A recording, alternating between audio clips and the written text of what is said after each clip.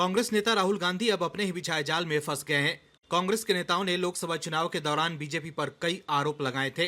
कांग्रेस नेता राहुल गांधी ने संविधान को लेकर बीजेपी पर निशाना साधा था और संविधान खत्म करने का आरोप लगाया था, लेकिन अब बीजेपी ने ऐसा ब्रह्मास्त्र निकाला है जिससे कांग्रेस के नेता तिलमिला गए हैं।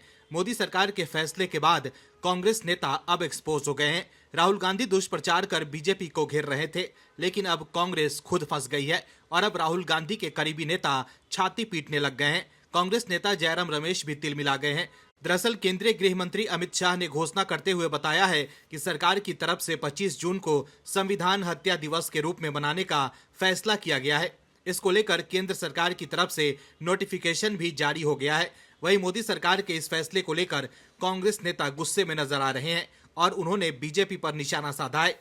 केंद्र सरकार द्वारा 1975 के आपातकाल की याद में 25 जून को संविधान हत्या दिवस के रूप में घोषित करने पर कांग्रेस नेता जयराम रमेश ने एक्स पर पोस्ट कर बीजेपी पर निशाना साधा है। जयराम रमेश ने एक्स पर पोस्ट कर लिखा है कि नॉन बायोलॉजिकल प्रधानमंत्री एक बार फिर हिपोक्रेसी से भरा एक हेडलाइन बनाने का प्रयास कर रहे हैं, लेकिन भारत के लोगों से 4 जून 2024, जिसे इतिहास में मोदी मुक्त दिवस के नाम से जाना जाएगा, को मिली निर्णायक व्यक्तिगत, राजनीतिक और नैतिक हार से पहले उन्होंने 10 साल तक अघोषित आपातकाल लगा रखा था।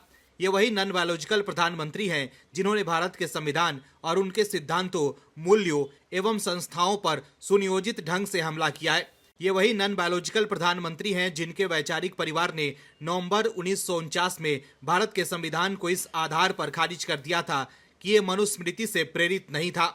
ये वही नॉन बायोलॉजिकल प्रधानमंत्री हैं जिनके लिए डेमोक्रेसी का मतलब केवल डेमोक्रेसी है। इसके अलावा नोटबंदी को लेकर मोदी सरकार पर निशाना साधते हुए एक दूसरे पोस्ट में जयराम रमेश ने लिखा है कि अब से हर साल 8 नवंबर को भारत के लोग आजीविका हत्या दिवस के रूप में मनाएंगे। इसका गजट नोटिफिकेशन भी जल्द जारी होगा। मोदी सरकार के इस फैसले से कांग्रेस के दूसरे नेता भी तिलमिलाए हुए हैं। मोदी सरकार के इस फैसले से कांग्रेस एक्सपोज हो गई है। कांग्रेस के नेता जो संविधान को लेकर गलत प्रचार कर बीजेपी पर निशाना साध रहे थे, उन्हें अब बीजेपी ने उन्हीं के जाल में फंसा दिया है।